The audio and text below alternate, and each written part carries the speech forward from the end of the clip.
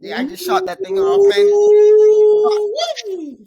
Get it started, man. What's going on? What's going on, y'all boys? It's your boy Boom Bam. I got my boy Way Too Cool, and this is going for the gusto. We back at y'all boys with another one, real quick, man. How you feeling today, Brody? Feeling good, man. Fresh off the clock, ready to talk some good old football, man. What kind of topics you got for me today? Yeah, man. So we gonna keep it short and kind of simple. This one, as y'all know, the NFL season is finally over. To us Washington fans, thank the Lord it's finally over because that was terrible for us. But we're Praying gonna for you. bounce back. But as far as it's the playoffs now, man. So the most exciting time of the year for football fans is the playoffs. That's what it's all about. That's what we've been waiting to see. So what we're gonna do real quick is we're gonna run over the playoff picture and just give predictions of how we think those games are gonna go based on who got home field, who's playing Makes well, sense. who Makes gonna do sense. what, and then from there we're gonna have a segment that was inspired by your boy Jameis Winston. We gonna talk about our players and coaches and that interaction and is it okay for a player if they deem necessary to go against the coach, vice versa. So we gonna talk about that, but let's just start off with this good old playoff picture, man. So who you want to start off with first? All right. So if we're gonna start off, I guess we can go in order. Starting on from 4:30 on Saturday coming up. First game is gonna be Houston Texans going against the Cleveland Browns. Mm. So who do you think right now? What a rookie CJ Stroud coming in and taking the Texans into the playoffs. I can't even tell you how many years it's been against the Browns. Well, I can't even tell you how many years it's been for them neither. That's going to be a knockout flash against Joe Flacco versus Well, my boy CJ Stroud. Who do you got winning this game right now? Honestly, I'm gonna lean on experience and I'm gonna lean on my morals when it comes to football. Who got the best running game? Who got the best defense? I gotta rock with the Browns. Better running game, better defense. You need that when it's cold. Now, I think Houston is at home, so they got the weather advantage because Houston probably isn't like freezing cold right now. So, um, The way I was looking right now, the West and Midwest is getting into a cold front right now, so it's oh, probably going to be cold out there in Houston. um, yeah, I still think yeah, I'm gonna roll my first mind. I got the Browns. I think defensively, the Browns got players that's gonna show up. I still think CJ Stroud is gonna have a pretty good game. And he's had a remarkable season. He's obviously the offensive rookie of the year, without For question. sure, for sure. Even though Puka Nakua deserves to be talked about because he balled out, but he's a quarterback. And We know even how that goes. and the two games he missed, you can tell that like the team really missed him when he wasn't playing. So I gotta roll with the Browns, man, because I got a feeling they're gonna be able to run the ball and they're gonna be able to play solid defense. And I don't get me wrong, I think Joe Flacco is gonna turn the ball over, but not enough for them to lose. I think right now, so where I have it at right now, Joe Flacco has been playing great football since he took over since Deshaun Watson's injury. So like I've been seeing this is just Flacco, man. I mean like you know what I mean. If you don't know where to go, you call Joe. So Joe's been turning up for the team. He's been bringing them back. They got a top 5 defense within what they got over there. Miles Garrett coming off like it's a really big opportunity right now for the Browns to get back there to the Super Bowl contingency, the way how they've been playing. Joe is just going to have to put that team on his back and carry it and try to minimize turnovers for them to get to the next level. But I'm going to underdogs, man. I want to see CJ Stroud pull through and win his first playoff game as a rookie.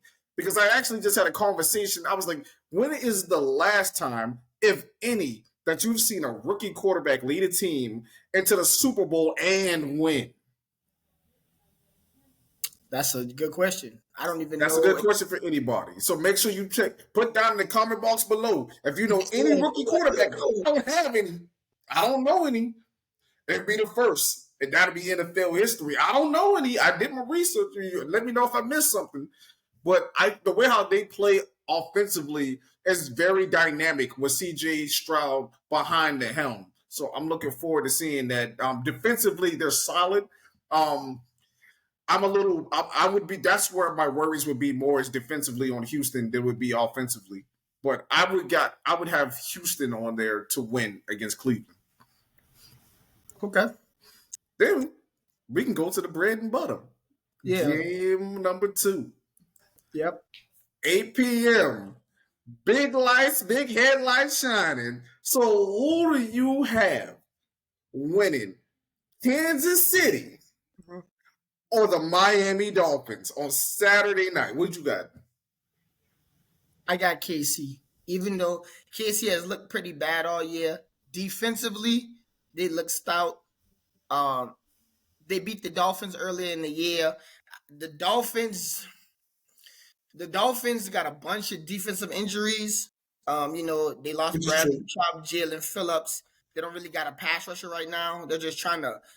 They picked up Melvin Ingram. That's how you know they were just trying to grab somebody. It's like, we just got to get somebody. We got to have somebody over there. Like, so I mean, I feel it. But defensively, the Chiefs have been good all year. They've been a top 5 defense all year. I like both of their corners, the way their corners is playing. Their corners ain't getting a lot of credit, but they've been playing all right. And I think the Chiefs just gotta make enough plays to win. They don't gotta be the old Chiefs where they gotta score 40. They just gotta make enough plays, and even it's just the Dolphins, when I see them hit certain tasks, they just I don't know, it's the coach and the environment, the culture. They just don't feel like a tough team. And like in big moments, Tyreek Hill had too many drops in big moments. He's supposed to be your go-to player. Jalen Waddle injury is unknown. He like 1 week he's playing, he's not even on the injury report, and then he's on. He's been injured. He's been injured low key for like 2 weeks. So like I saw when the injury initially happened, because like it might be 3 weeks actually, because he got injured when he was playing us initially, and it seems like that injury has been lingering and carrying on with him.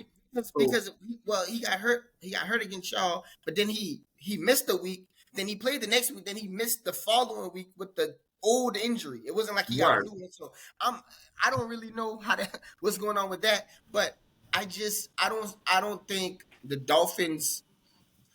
Now, if the Dolphins was at home, that would be a little different. I would give them more of a chance, but I don't see them beating KC. I think KC going to come out and be physical, and I think Patrick Mahomes going to make just enough plays. Just enough. Like, he going to find Rashee Rice or Travis Kelce at the right time to put them over the top. But I wouldn't be surprised if the game was close. I wouldn't be surprised if it's a field goal or, like, a late score touchdown to win.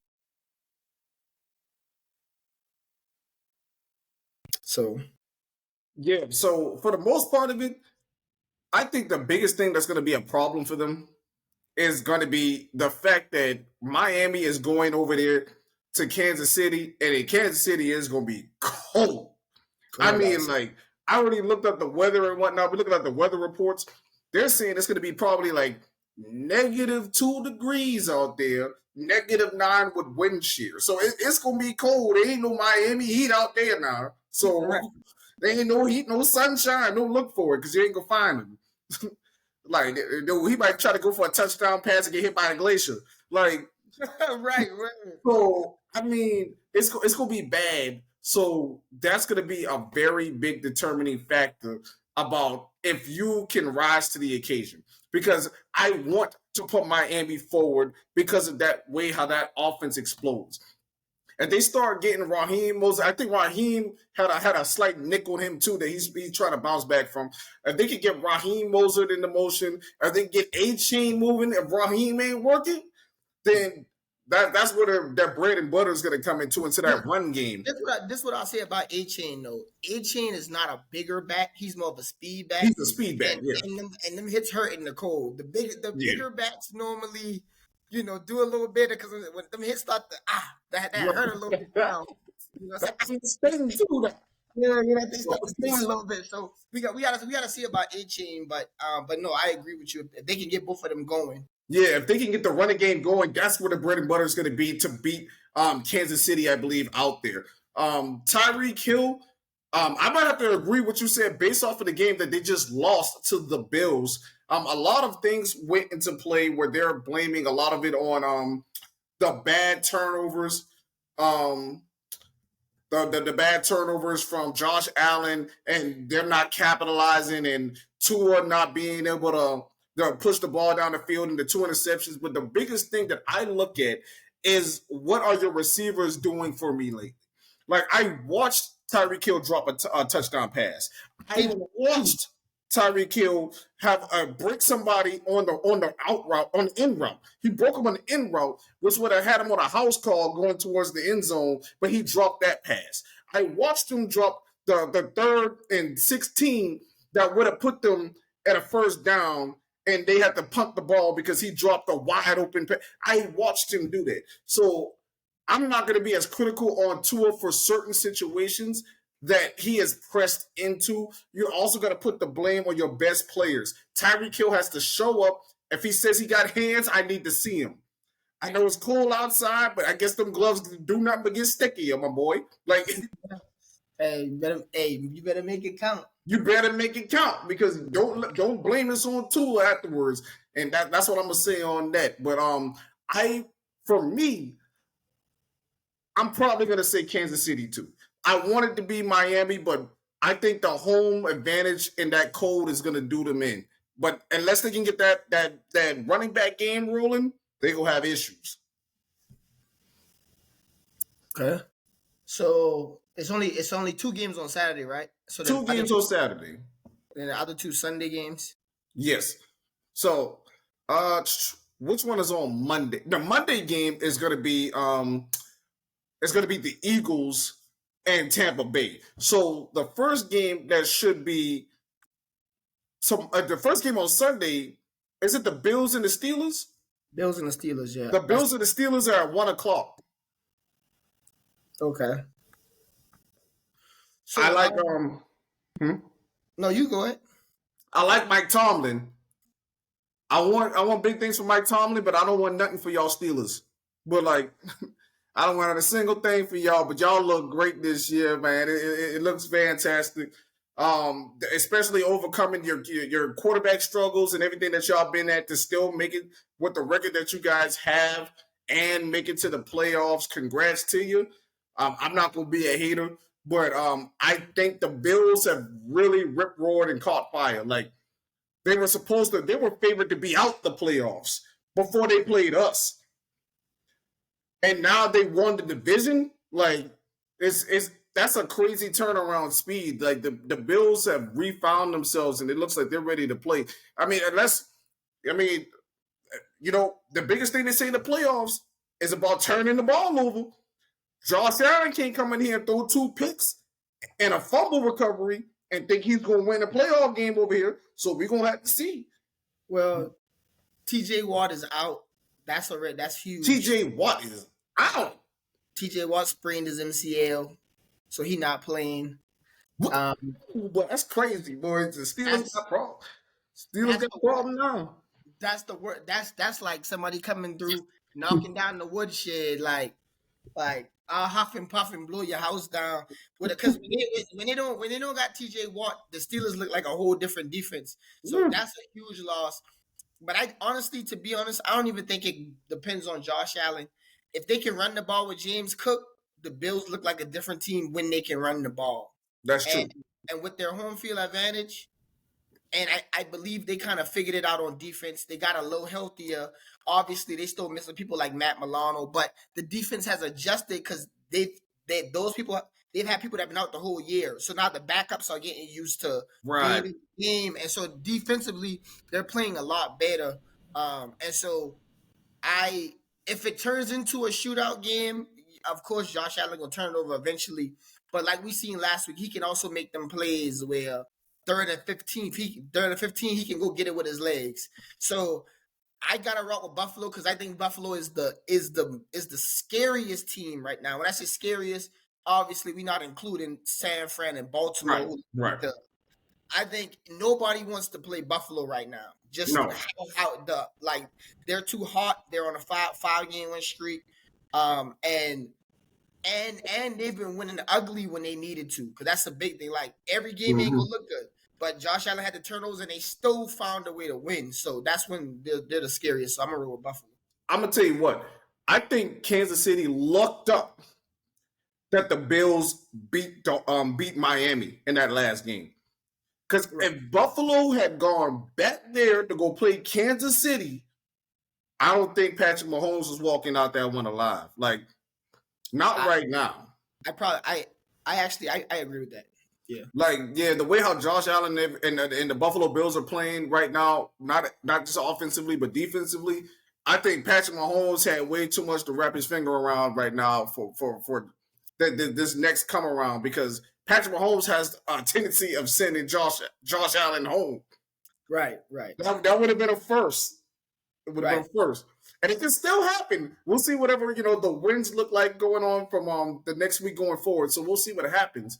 But right now, for the Buffalo Bills against the Steelers, I feel like I still have the Buffalo Bills going forward, just because of the tenacity that I've seen them playing at. But I'm not writing off Mike Tomlin and the Steelers right now, because as much as the Steelers are playing sneaky ball, like you see the Steelers playing ball, and it doesn't seem as though they're playing as good as they are until you look at what they did. And you're like, oh, okay, well they're actually balling.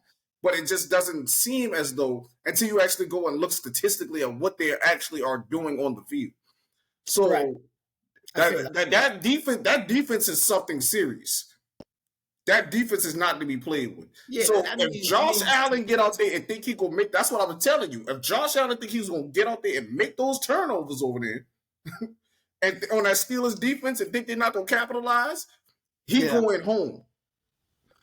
I'm with you. I'm with you. He I'm going home now. Like I got faith they gonna run the ball. I feel that, and I feel like Mike Tomlin is going to come in there with a run defense and go make him throw that thing. Now Pittsburgh is known for playing in the cold too, so they ain't gonna have the same problems Miami got over there in Kansas City. No, that's true. They ain't gonna have no problems with that. They used to the cold and the snow. So we just gonna have to see where he goes from there. I still do have the Bills winning, but Josh Allen just can't do what he did last week and expect to win a playoff game. And I want a lot for Josh Allen, because I see him do what he does year after year, although I really want him to bring those turnovers down. I see him do what he does year after year, and I want him to get to that next phase, but he has to figure that out. That brings us to the 4:30 game. So now we talking about the good old star Dallas. You know what I'm saying? On the bag, holding it down. We got Dallas at home against the Green Bay Packers. Who you got? Who? Oh, the Detroit Lions won that division. So Dallas at home. Dallas is a really good team at home. Dallas got the better defense. Jordan Love has been kind of hot. He's been sneakily hot. The last like 3 games. I don't think he threw an interception in the last 3 games or something like that. No, he threw something crazy, like something like 9 touchdowns or something like that, 1 interception, some crazy stat. So Like he's been crazy hot. I for some reason I kind of feel the upset in my soul, but I can't do it because Green Bay just feels too young of a team. Like they don't have enough vets, I feel like. And they have vets, but I think what I'm going to say is, obviously to me, the most interesting part of the game, and this is the key to whoever wins this game, cuz I'm going to lean and say Dallas wins. Most people say the key to the game is, maybe like, Rashawn Gary or Micah Parsons. It's none of that. Jair Alexander matched up 1v1 with CeeDee Lamb. Jair is a grown man now. If Jair come to play lockdown, that's going to be a different game, because then Dak will have to. Because see, right now Dak is feeding CeeDee Lamb to open it up for everybody else. Right. Like if Jair takes that away early, now the rest of the defense is going to be expecting you to throw it to other people to get CeeDee Lamb opened up. Mm-hmm. So that's the matchup of the game, right? You know, your number Mm-hmm. one corner, the number Yeah, one receiver, Alexander versus CD Lamb. and that's the battle right there. Like I'm like Pokemon, like whoever attacks first, there goes the battle. And there goes Yeah, the battle. just like that. See, but that's what I told you. That's what I told you. What I was afraid of, because I was looking at the receptions that CeeDee Lamb was getting and the targets that CeeDee Lamb is getting. So if Jair Alexander gets out there and shuts down CeeDee Lamb, I need to know that Dak has the ability to get that ball out somewhere else because he's going to have to. And if not, Tony Pollard's going to have to come from the grave and run that ball through somebody's throat. Like something going to have to give. Something is going to have to give. Like, and that's what I was talking about before, like with getting 17 to 20 targets and stuff like that for CeeDee Lamb. That's fine. And Danny, and if he starts dominating over, then sure. You know what I'm saying? If he hungry, who are you to stop him from eating? But that's just something that I want to see that is possible. If you don't got CeeDee Lamb, what you gonna do? I got Dallas winning that game, but it's gotta be because I know they're coming for CeeDee. I gotta know that they got the ability to move the ball other places. You got Brandon Cooks. Jalen Tolbert is starting to rear his head now. I've been talking about Jalen Tolbert. I forgot he was on the team for a minute. We drafted the man 2 years ago. That's great. You know what I'm saying? Like we got Jake Ferguson. Jake Ferguson. We got Michael Gallup. We have these forces here. We got Deontay Turpin. Like we got these people. Let me see you be able to utilize them without breaking our offensive focus. But I still got the Cowboys winning that game. And then that is going to bring us into who plays that night. So that night leaves the 49ers. No, the 49ers got to buy. 49ers and the Ravens got to buy. Who's got that 8 o'clock game? So the other two games is the Lions play the Rams. The Lions play the Rams at the 8 o'clock game. And then on Monday, Tampa Bay play the Eagles. Okay. This the thing about it, bro. Look, I'm staying with my boy. I'm rocking with Matthew Stafford. All right. Against the Lions, Matthew Stafford. I'm rocking with my guy. I think Matthew Stafford is dangerous. You know what I'm saying? I think the Rams are dangerous. And the one thing that everybody not thinking about because of last year and all that other stuff. This year, Aaron Donald was healthy coming into the playoffs. Y'all sleeping that Aaron Donald can still cause havoc against any team. We've seen him be a force on a D-line by himself. We've seen him have other players when he add, Von Miller and other stuff like that. We see them win the Super Bowl. But we've seen Aaron Donald by himself still be a force. And he only 32. I mean, that's not really old for the defensive tackle position. So I think Aaron Donald is going to show up and be a game wrecker. And then I think Matthew Stafford just has the experience to get them over the hump. But I wouldn't be surprised if Detroit win. Because if they win, they're gonna run the ball. They're gonna beat the Rams up in the running game. Yeah, I definitely got the Lions winning that game too. I mean, you talk about experience. Jared Goff has been in the game almost as long as Matthew Stafford. When you look at it, how old is Jared Goff? Jared Goff's like what, 33? No, he might be 30. He might like 30. He seemed like he's been in long. Stafford like 29. Matthew Stafford? Yeah, Matthew Stafford. What? No, Matthew Stafford. Let me see how old Matthew. How old is Matthew Stafford? 35. He's how old? 35. He's 35? Yeah, I'm about to say Matthew Stafford kind of up there. And then Jared Goff is 29. Jared Goff is 29. So so he got 6 years and 5 seasons on him.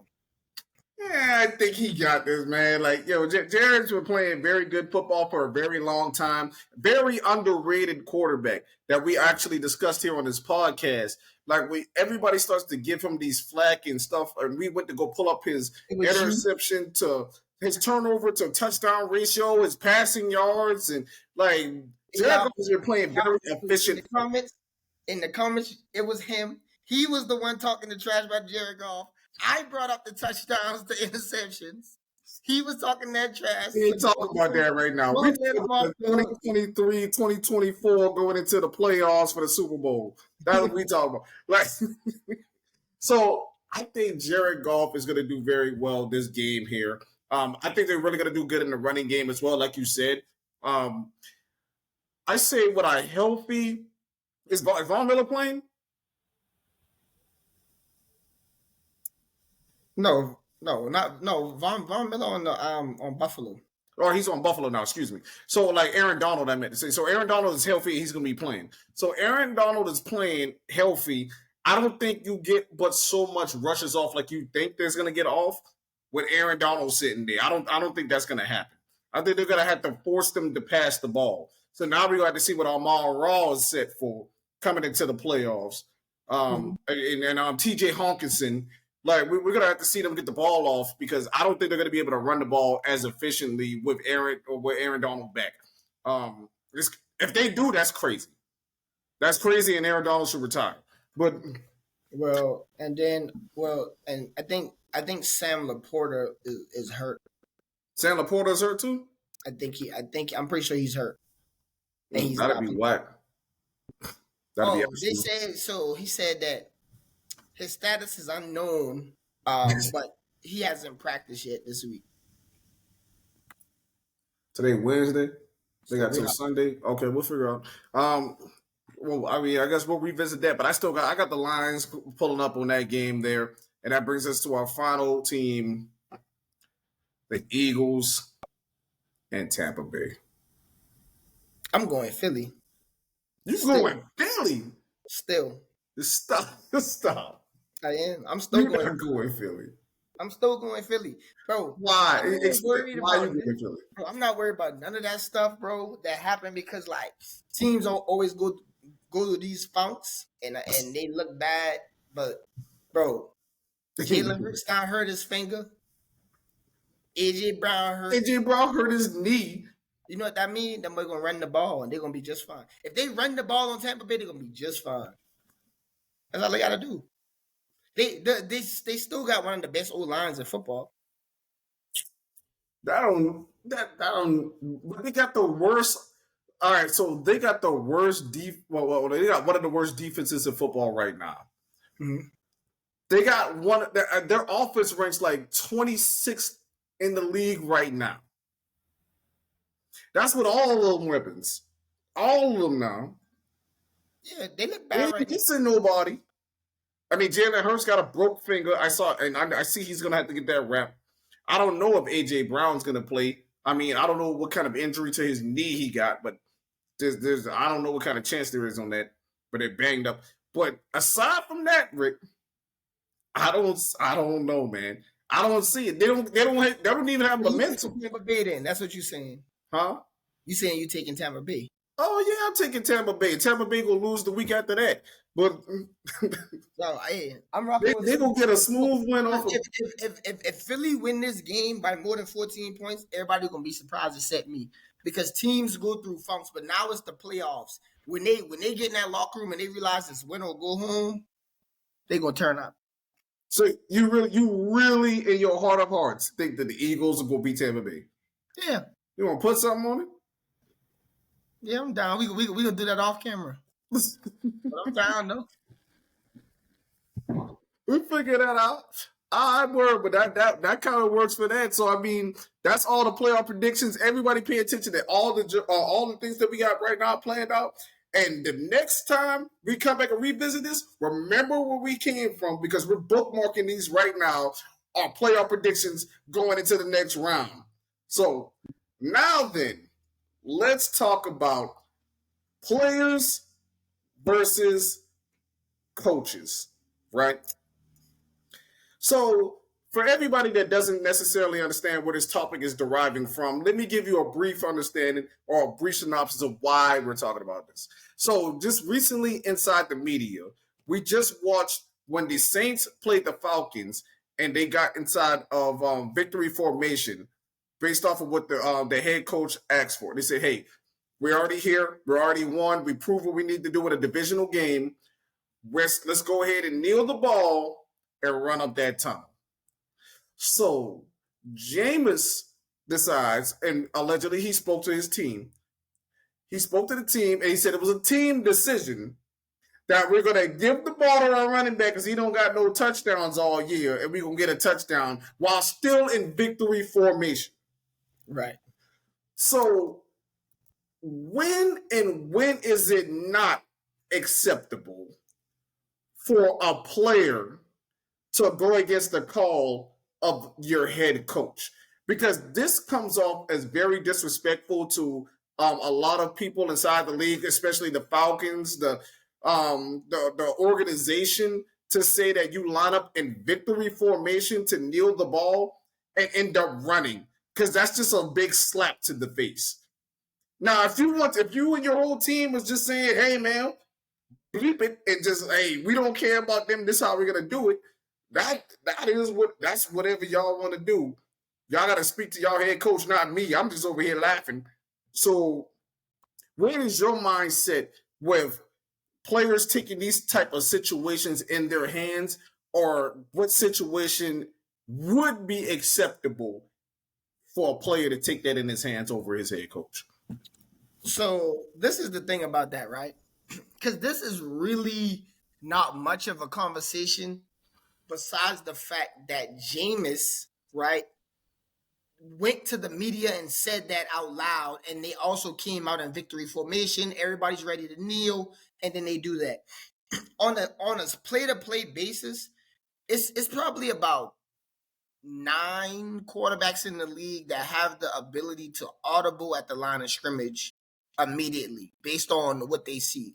That's already in a part of the playbook, right? So if you playing defense and you have a safety and he's like a free roaming safety, right? Like a Buda Baker, the playbook will probably say Buda is a roamer, so he can do what he wants on this play. Like that's in the playbook for him to do whatever he wants, because the coach has deemed his IQ is high enough to make the correct decision.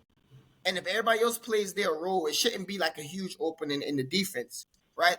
And the same thing is for offenses, right? Like certain wide receivers get option routes, right? So you run your route, you get to the top of your route, you decide whether you go, whether you cut in, whether you cut out, whether you sit. So these things are in playbooks.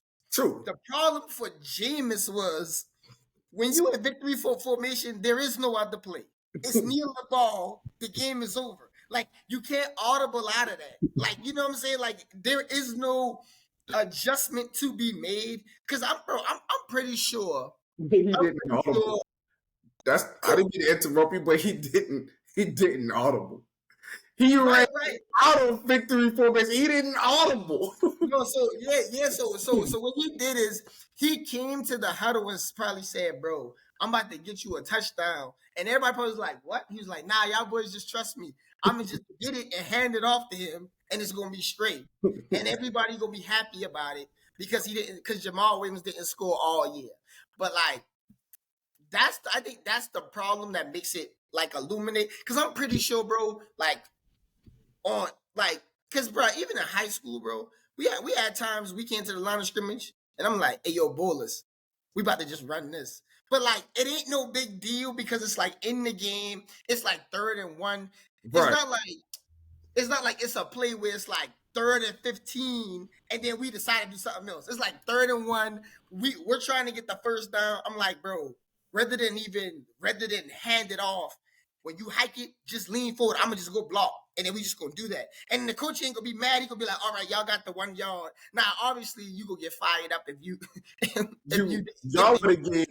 Y'all would have gave Coach P an aneurysm if y'all had did an audible at that line at a 3rd and 15. Y'all would have. Coach P would have. He would have. You know, Coach P don't be able to get the words out. So he's like, boy. Well, Coach P would have had another hernia, bro. That joke would have been. But I do think it's like, I think players, you gotta have seniority, and you have to have a certain name in the league and a certain stature to where your coach will say, if so and so do that, that's cool. But like being a backup, nah, that's unacceptable.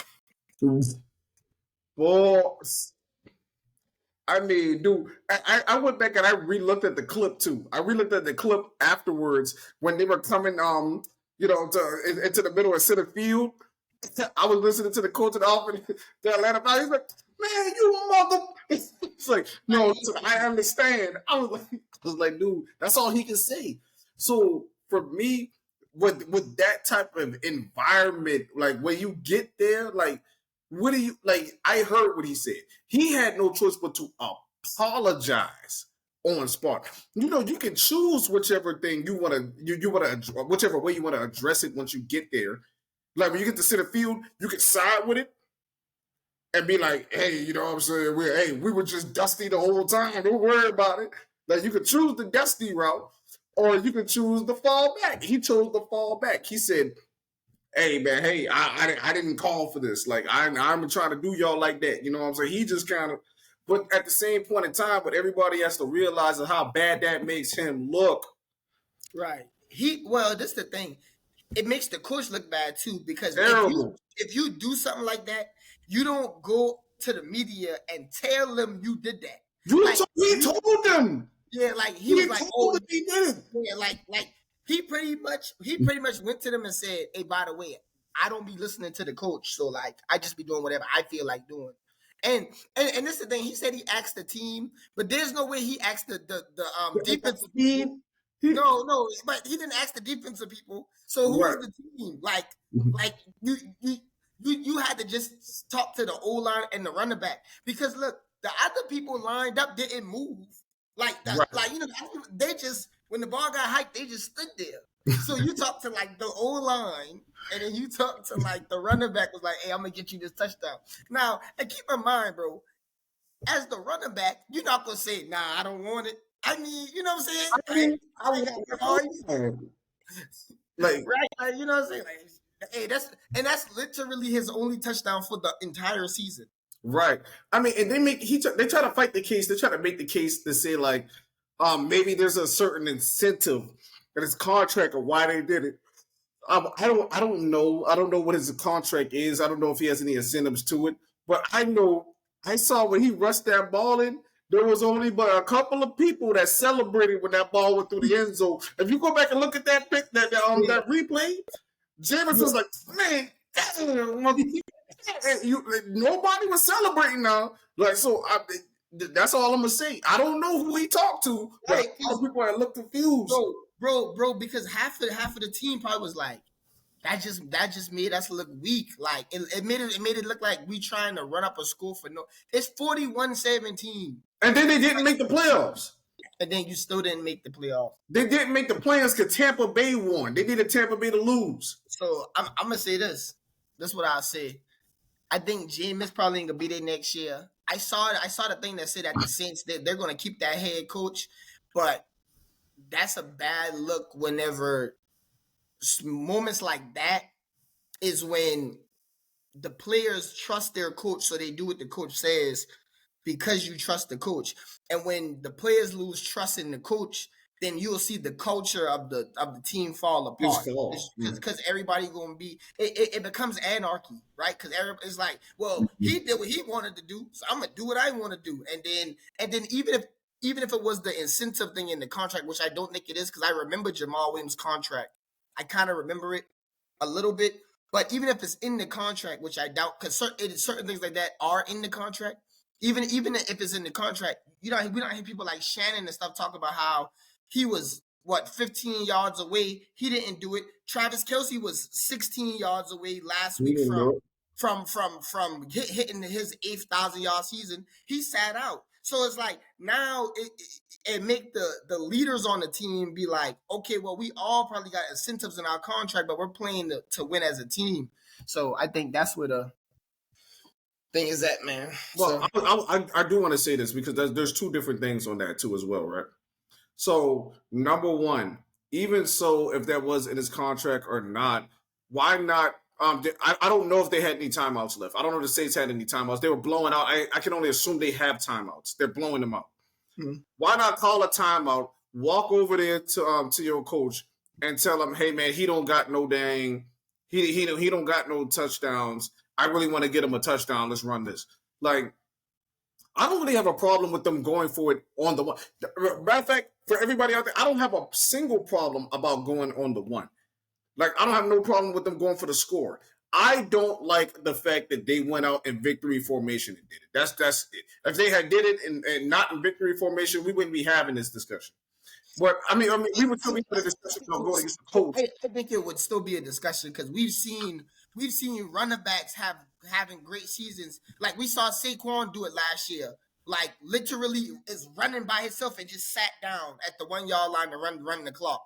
Like we've seen players do that a lot though.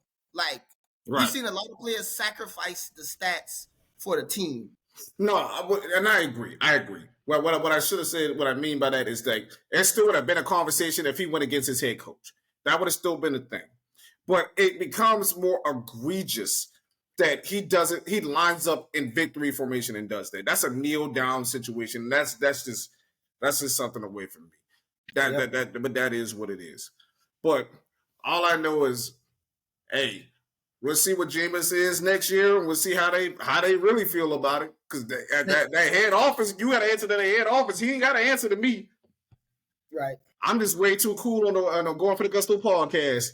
Yeah, and there it is. It's your boy down. Way too cool, man. We back at it, man. Y'all like, comment, subscribe, man. Y'all check out all of our socials: the Facebook, the Instagram, the Twitch, TikTok, whatever. We're gonna be on everything. Y'all check out the Clips channel. We appreciate everybody for tuning in, man. We got a Discord where you can hop in there and somebody is always in there just to talk football, whatever y'all feel the need. You got any closing words, bro? Nah, like I said, like my boy Boom Bam said, just make sure you follow us on our social media websites. We appreciate everybody for listening. Put down in the comment box below if there's any topics that you guys want us to review over or talk on, because we do read our comments and we appreciate everybody that puts down in there what you want us to hear, because we're making this comment for you, man. We appreciate it. Peace.